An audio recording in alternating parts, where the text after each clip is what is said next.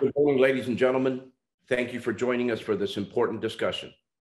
My name is Javier Palomares, and I have the privilege of leading the United States Hispanic Business Council in advocating for the 4.8 million Hispanic-owned firms in this country that collectively contribute over $800 billion to the American economy every year. At the USHBC, our mission is to elevate the voice of America's small businesses. We want to mainstream the story of America's Hispanic community and change the narrative that has for too long described our people. In fact, we are collaborators, contributors, business builders, job creators, and taxpayers. We are Americans. That is why at the USHBC, while we're proud to advocate on behalf of men and women who happen to be of Hispanic descent, we never forget that we are first and foremost American businesses.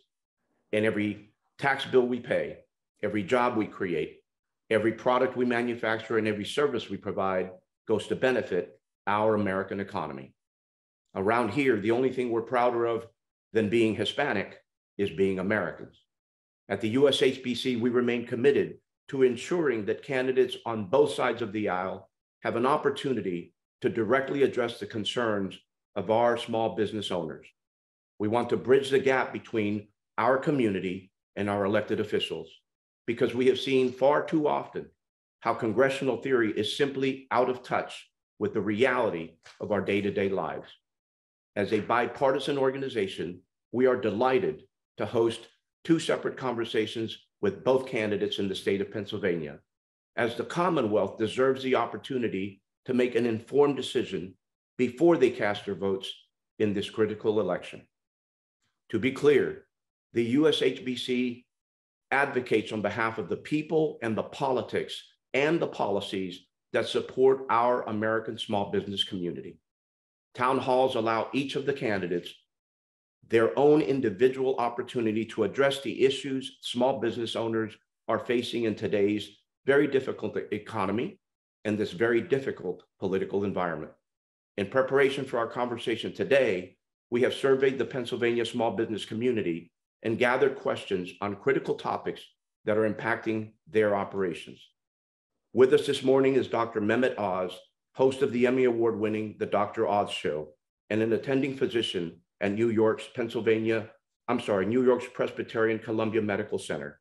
Dr. Oz, welcome.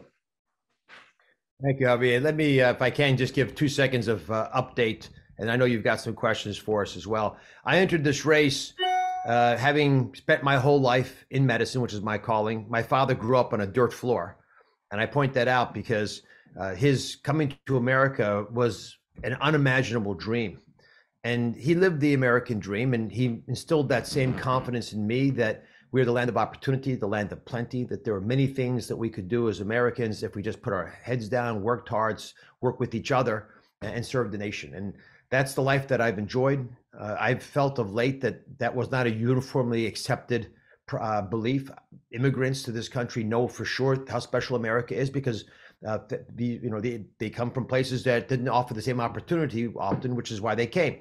And I've been blessed to witness it firsthand. I want to make sure that same opportunity exists for the next generation. And so I'm intent on focusing on a few topics that are really specific to my specialty. I love healthcare, so that'll be an area that I'll be focused on. I'm very interested in education. We have a kids foundation called Health Corps. It's based on the principle of the Peace Corps. We take college graduates, we teach them about how to mentor children in at-risk schools, and we get them out there to actually get these kids to realize they can have control over their future. We've raised about $80 million with my wife for this foundation, Health Corps, and we've touched the lives of about 2.5 million kids. So it's been a wonderful experience to see how well we can do in schools, but at the same time, I see the limitations. So those two areas will be of great interest. And obviously foreign relations, I have a personal interest in part because my show was in so many countries. I had the opportunity to travel extensively, and I see how important America is as a symbol to the rest of the world. We are the shining city on the hill, and as is often discussed, the reason that the city was on the hill is everyone can see it.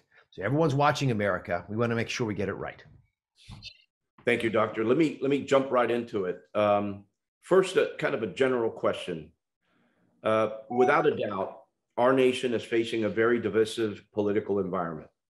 It seems that every day in Washington, there's some new political squabble or publicity stunt that grabs the headlines.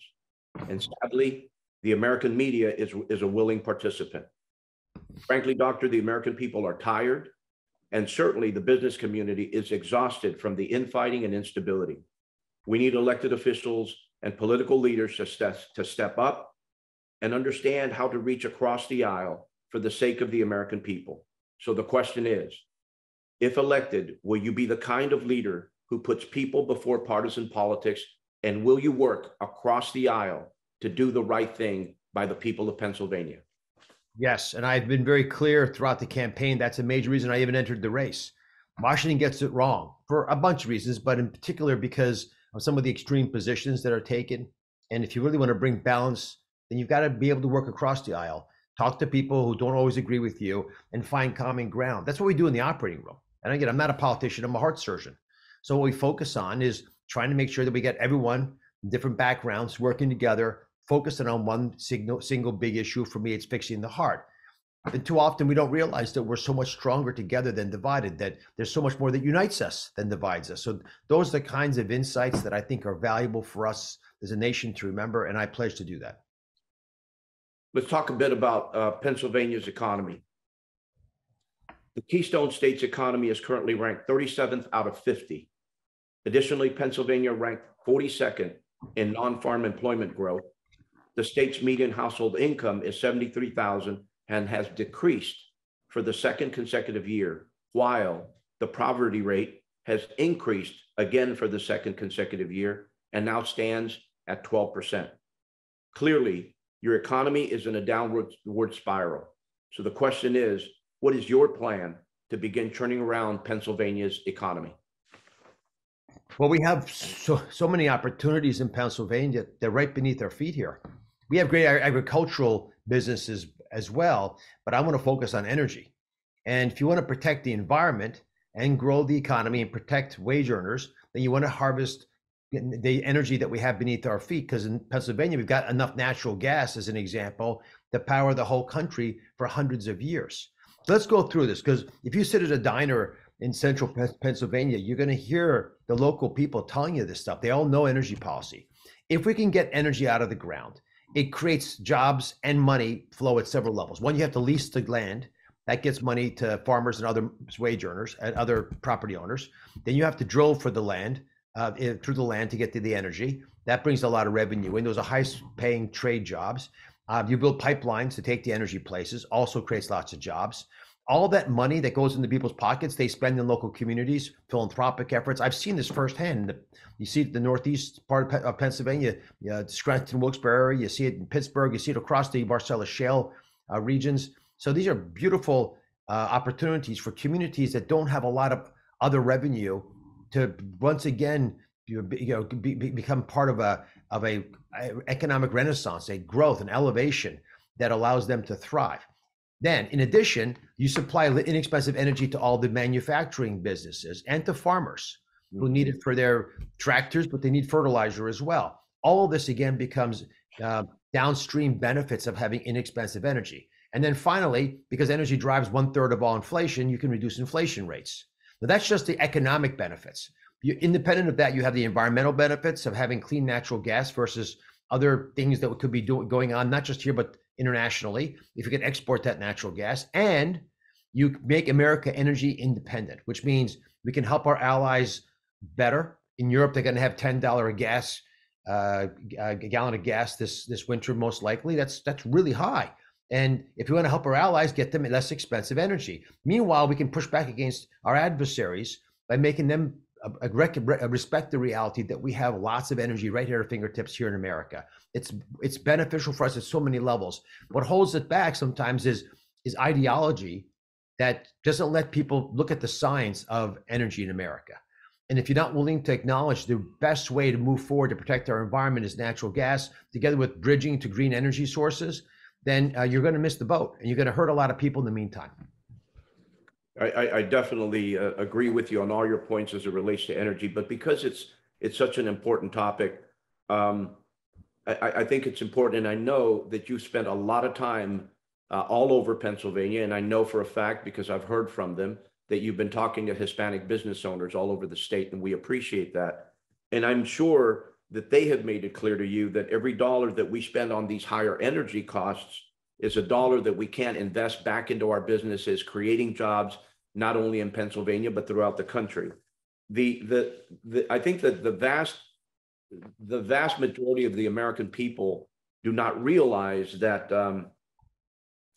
that the impact that Pennsylvania has on energy is actually national. It goes far beyond Pennsylvania. I think, if I remember correctly, Pennsylvania is the second largest producer of natural gas and the third largest producer of electricity. So your state's position on energy really has national implications. Are you hearing that from the people that you're talking to, or to them, is it really just specifically their local concern?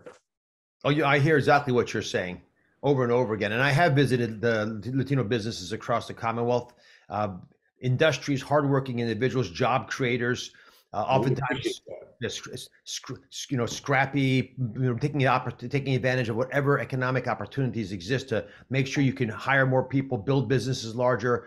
And I was up in Allentown doing an event recently, and you can pack the facility we have up there with individuals who just know that they have the futures right there. They can see it, but they just feel held back. And I want to unleash not just energy, but the people of Pennsylvania to once again know that to move up, you don't have to move out, that there are many things you can do in Pennsylvania. If we create those opportunities, people will stay and do them. And I think that's why we need to revisit a lot of what we're doing around immigration to make sure that we're satisfying all those needs. I know in my family, when my father came to this country, there was a very clear vision by America of what it wanted in its immigrants.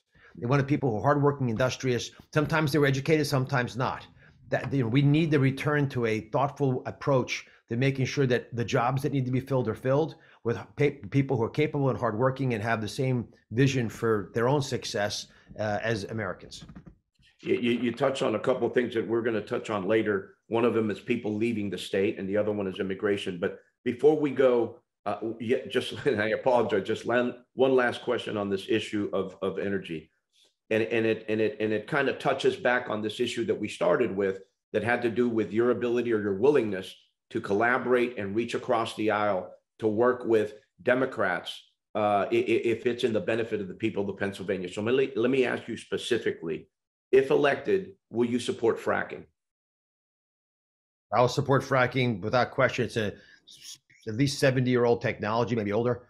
It's been around for a long time. It's gotten much better and much more precise. I visited facilities both in the western part of the state, but in the Northeast as well. Wellheads, I understand how it's done. As a scientist, I've tried to study how the natural gas has gotten out of the ground safely, cleanly. And there's a cracker plant now in Beaver County, just outside of Pittsburgh, that is converting some of the material coming out of these wells to plastics and other material that we need. There's a whole bunch of opportunities that come out of our being able to drill both down and laterally and cleanly harvest natural gas. We should be encouraging these businesses, and we should also be helping states around us who could benefit from our natural gas. So to that end, and the last question on this issue, if elected, would you collaborate with my fellow Democrat, Joe Manchin, on the permitting reform that he has proposed that would streamline the approval process for critical infrastructure projects like transmission lines and pipelines to be built in the northeastern United States, including in Pennsylvania?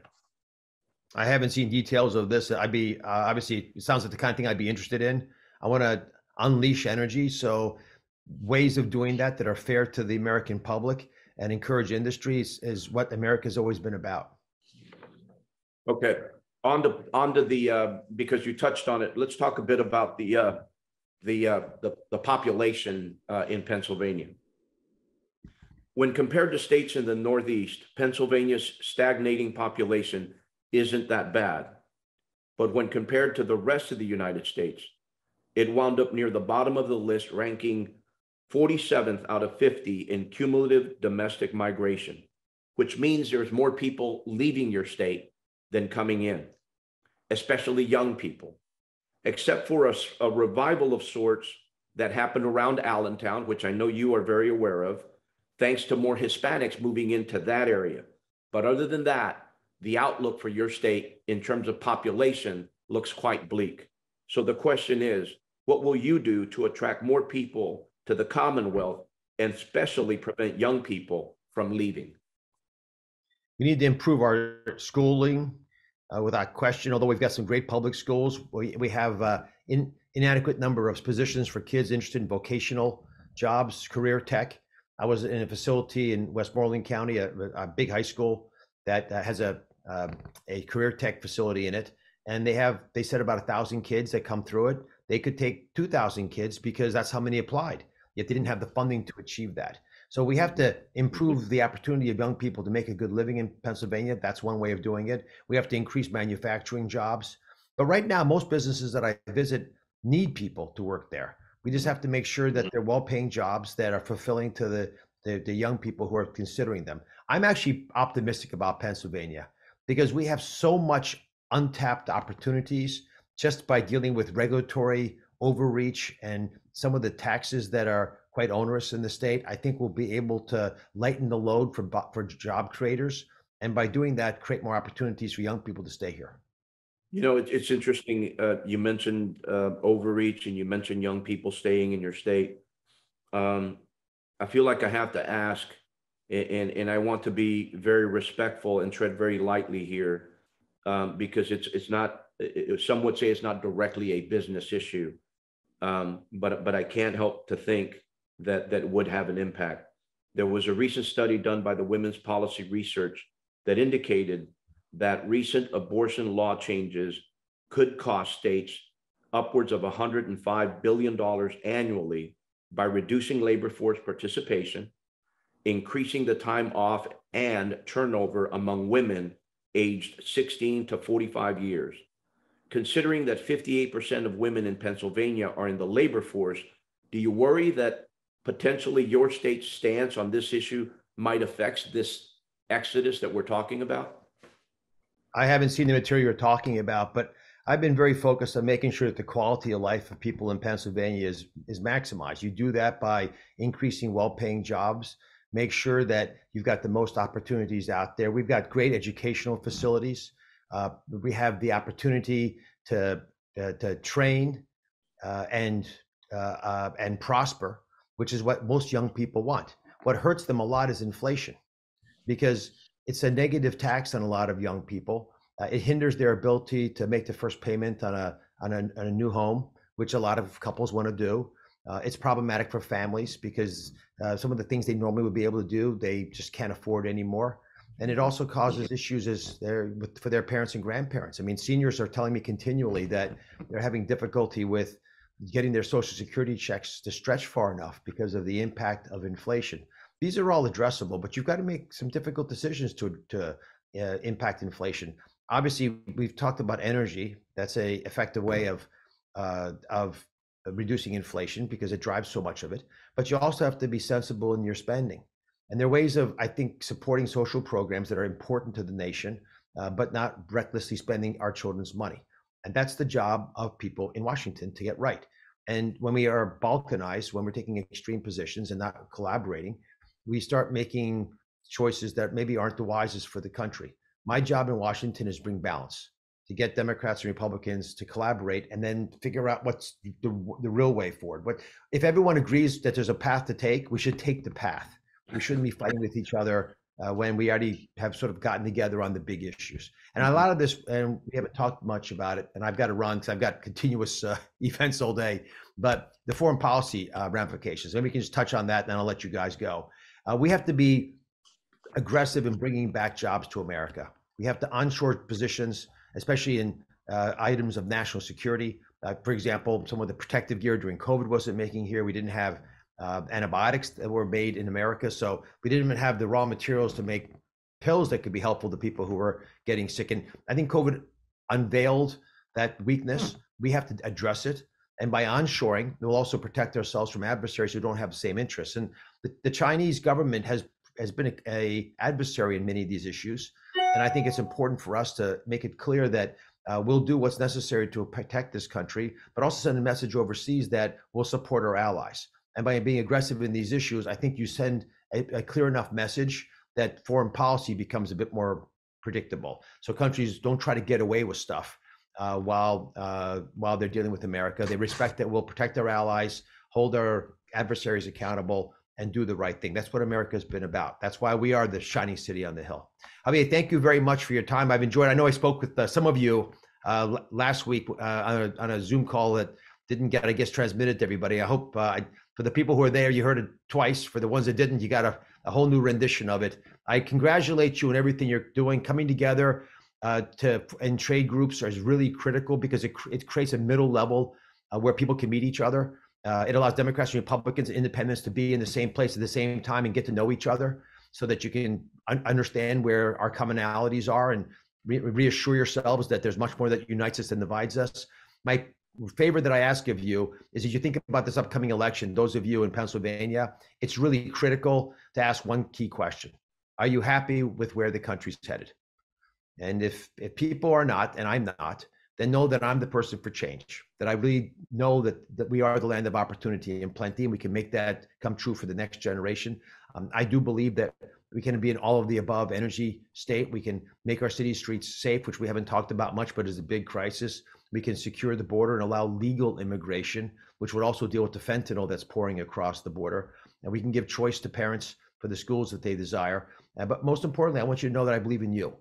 And if we do it together, you and I, then we'll be able to get the balance that we desire in Washington and be able to address these issues that are of national interest to us. But you have to go vote. And if you go to droz.com, there are opportunities there to support our campaign, but also read about my positions. Grab a bunch of people that are like-minded as you. Make sure that you especially get to independent folks and explain points that I made today. Get them to come with you. That's how we're going to win this election. Allow me a couple of seconds to close this out, Doctor. When I think about you in this race, I'm reminded of the old adage that the purpose of life is to live a life of purpose. And I believe that you have lived a purposeful life, first by pulling yourself up and out, to becoming a successful medical professional and an entrepreneur, to literally saving lives and applying your God-given talents towards the betterment of others. I've said it before, and I'll say it again, you are the living embodiment of the American dream. And now to offering yourself up for public service in a job that frankly is often very stressful and often thankless.